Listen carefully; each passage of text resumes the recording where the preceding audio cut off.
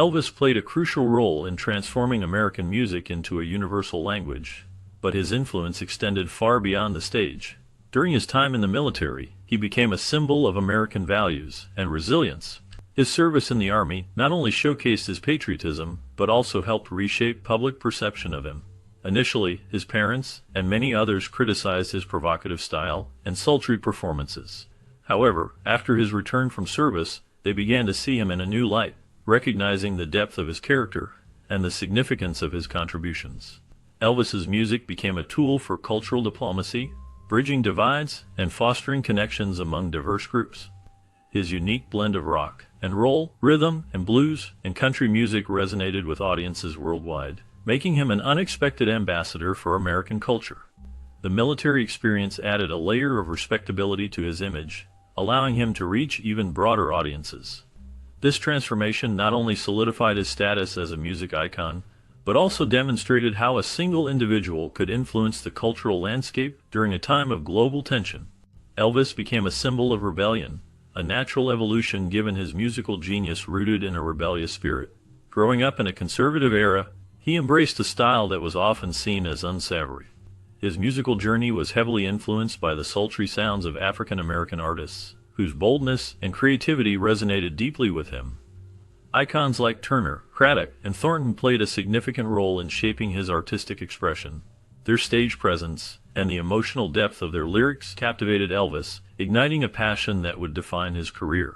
The way these artists moved and performed was revolutionary, and it stirred something profound within him. Their music had the power to evoke strong feelings, even causing a religious man's heart to race with exasperation. This blend of influences allowed Elvis to break free from societal norms, creating a unique sound that challenged the status quo and inspired countless others to embrace their individuality. His ability to channel the essence of these artists into his own work made him a pivotal figure in music history, forever altering the landscape of popular music. Elvis Presley was known for his rebellious spirit, which began in his teenage years and continued throughout his life. He often defied societal norms, particularly in his choice to visit African American clubs, a bold move for a white man in the segregated South. This act of rebellion was not just a phase, it was a fundamental part of who he was. One of the most notable moments of his defiance occurred during his appearance on The Ed Sullivan Show. As he performed, he began to thrust his hips in a way that shocked the audience. The reaction was immediate and intense, with many in the studio audience erupting in fury. The studio executives, horrified by what they saw as blasphemy, quickly ordered the cameras to focus on him from the waist up, trying to shield viewers from his provocative movements. This moment encapsulated Elvis's impact on music and culture as he challenged the status quo and pushed boundaries, leaving a lasting legacy that would influence generations to come.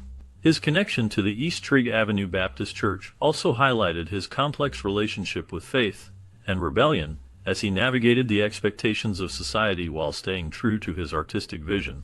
They were certain that Elvis's gyrating hips would corrupt the innocent minds of the American youths. Elvis couldn't understand what the fuss was all about. These movements were what the artists who inspired him used to do, and they felt natural to him. When he returned from military service, he faced a barrage of questions from news people. He made it clear that he would sing and let the shaking come naturally. He believed that if he had to stand still and sing, he would be lost. For him, movement was essential to expressing his music. Those sexy hips were not just a performance gimmick. They represented a deeper meaning. They symbolized freedom, a break from the constraints of authority. Elvis's dance moves were a reflection of his spirit and a way to connect with his audience. He embraced the rhythm and let it guide him, showing that music and movement were intertwined in a way that could not be separated. His performances became a celebration of individuality and self-expression, capturing the hearts of many. Through his remarkable talent, Elvis Presley became a nexus between two worlds, significantly expanding the taste of the American audience in music. His ability to cover songs that may not have been as popular before allowed these tracks to reach new heights. Songs like Hound Dog, That's Alright Mama, Glad You're Mine, My Baby Left Me, All Shook Up, Don't Be Cruel, and Return to Sender became iconic, largely because Elvis sang them. Many of these songs were originally written and performed by African American artists. For instance, Hound Dog was originally a hit for Big Mama Thornton, showcasing the deep roots of rhythm and blues in his music. Otis Blackwell, a talented songwriter, penned several of Elvis's hits, including All Shook Up, Don't Be Cruel, and Return to Sender. While these original artists had already made their mark, Elvis's renditions brought these songs to a broader audience, bridging cultural gaps and introducing diverse musical styles to mainstream America. His covers not only honored the original creators, but also transformed the landscape of popular music, making it more inclusive and varied. The impact of his interpretations continues to resonate, highlighting the importance of collaboration and appreciation in the music industry. There were many songs that Elvis Presley covered during his career, showcasing his admiration for the artists who inspired him. Notable among these were Fats Domino's Ain't That a Shame, Ray Charles's What I'd Say, and Roy Hamilton's Unchained Melody. Each of these songs found success on the charts, allowing a wider audience to appreciate the brilliance of the African-American artists behind them. However, this practice sparked significant controversy. Critics accused Elvis of being a thief and an appropriator, claiming he took credit for music that originated from the African-American community. Despite these accusations, Elvis remained unfazed. He continued to perform and record the music he loved, finding joy and freedom in singing the songs of his idols. His passion for music transcended the criticisms, and he focused on sharing the sounds that inspired him, ultimately contributing to the rich tapestry of American music. However, too much freedom can lead to anarchy, or in Elvis's case, the finality of death. Elvis was a rebel, embodying the spirit of rock and roll, but even rebels need to recognize the lines that should not be crossed, especially when it comes to excess. Stardom often tempts stars with the forbidden taste of indulgence. While Elvis did not smoke, and was not a heavy drinker, he had a different vice. He did not even buy the renowned German beer during his time with the 3rd Armored Division in Germany. Unfortunately, he developed a fondness for pills. His time in the Army significantly increased his use of amphetamines. Elvis justified this habit by claiming that these drugs provided him with energy and helped him lose weight. The truth is, he had been using amphetamines even before his military service. This habit was something he picked up from his beloved mother, who had her own struggles. The allure of quick energy and the pressure of fame led him deeper into a world of dependency, where the lines between control and chaos blurred. The consequences of such choices would eventually catch up with him, illustrating the dangers of excess in the life of a star. Ironically, the danger that would contribute to Elvis's short life began with his mother. She used appetite suppressants like Dexedrine for weight loss. Lamar Fike, who was Elvis's bodyguard, reported that Elvis got his first uppers from what he stole from his mother.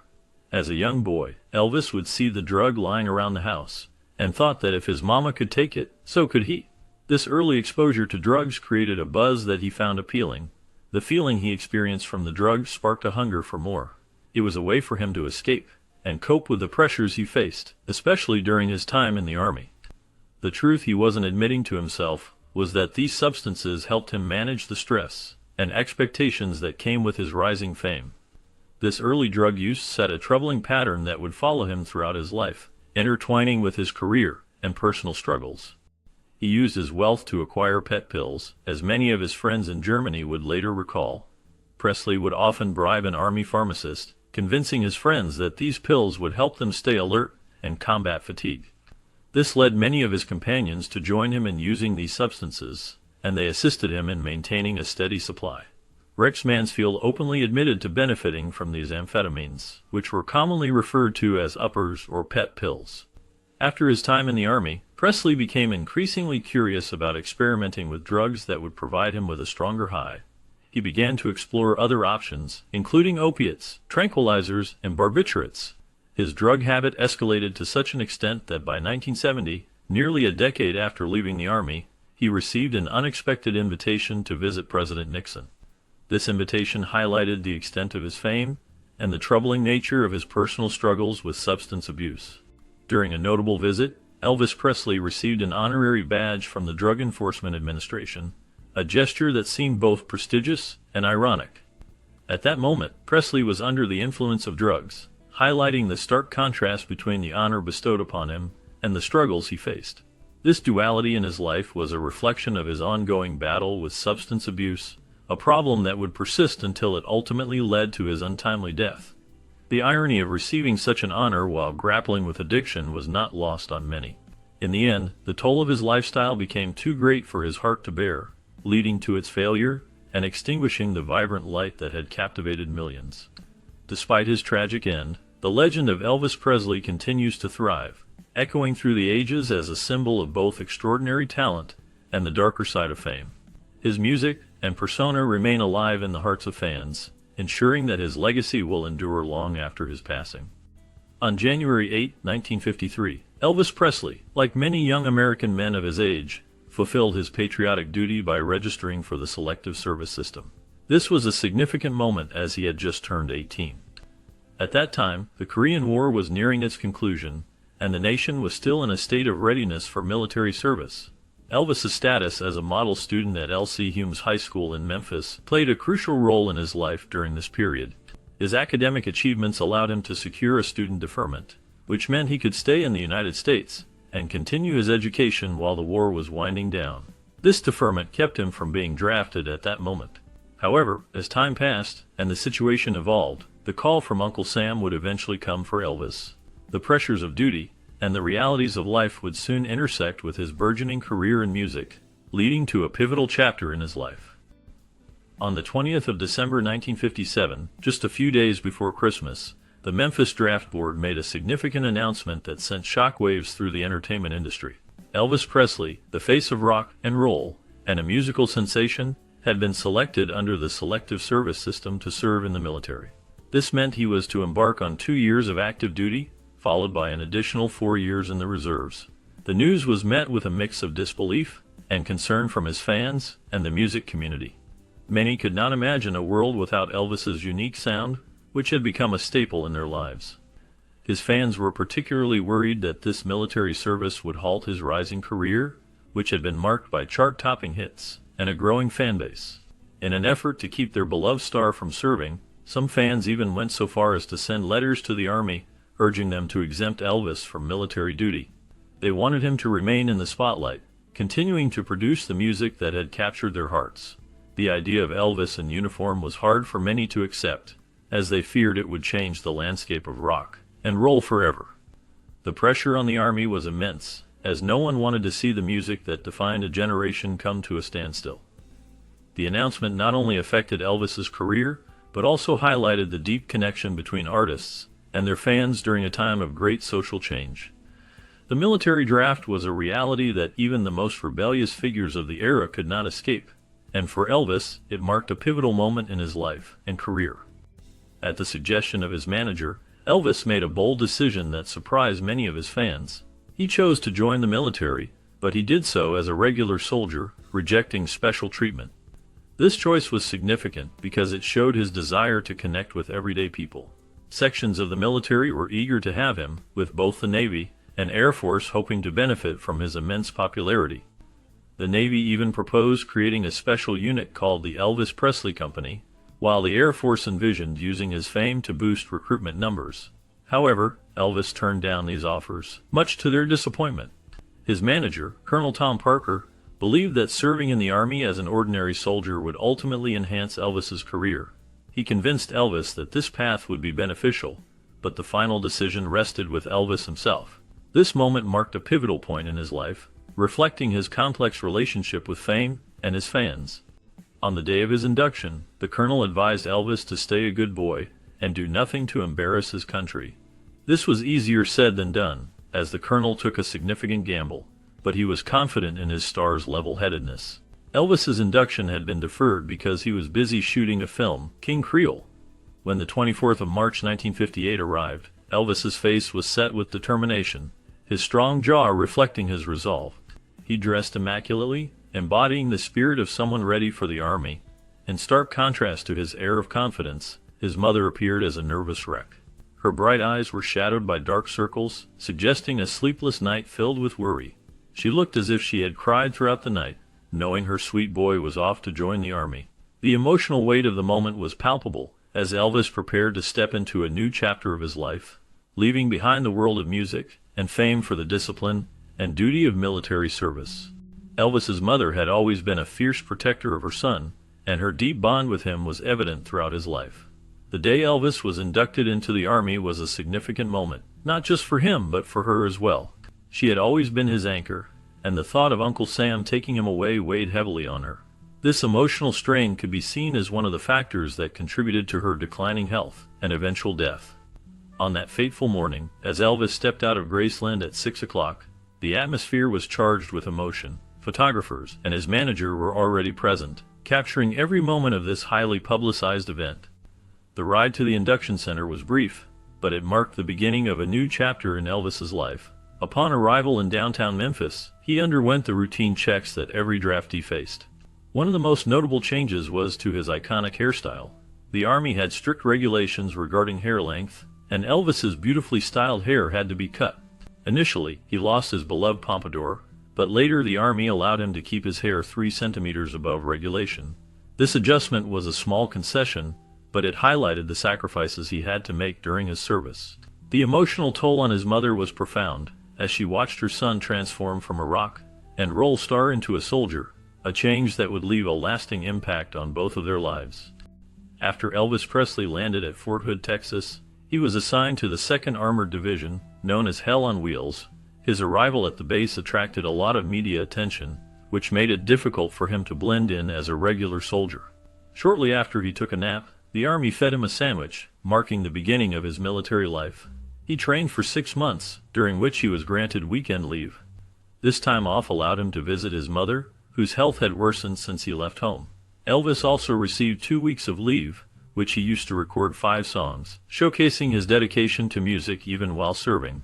On August 14th, he was given an emergency-free day, which was crucial as it allowed him to be with his beloved mother during her final hours. Tragically, she passed away on August 16th, an event that deeply affected Elvis and left him heartbroken. This period in his life was marked by both his commitment to his country and the profound personal loss he experienced. During the burial of his friend Judy Spreckles, Elvis Presley was overcome with grief. He cried like a child, tears streaming down his face. Judy, who was present at the burial, remarked that she had never seen anyone as sad as Elvis.